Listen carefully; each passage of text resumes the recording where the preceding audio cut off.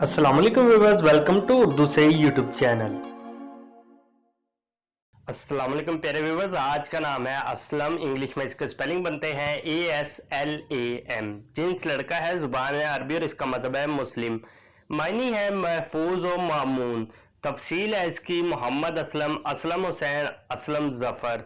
असलम नाम का शुमार लड़कों के नामों में होता है। असलम नाम की इब्तदाई तारीख अरबी ज़बान से निकलती है। असलम नाम का अफराद के लिए खुशकिस्मत नंबर 5 माना जाता है।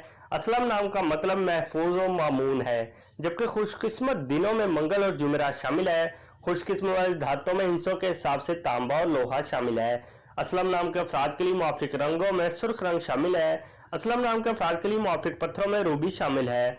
असलम नाम में 5 हरूफ हैं और ये एक लफ्ज़ बनता है।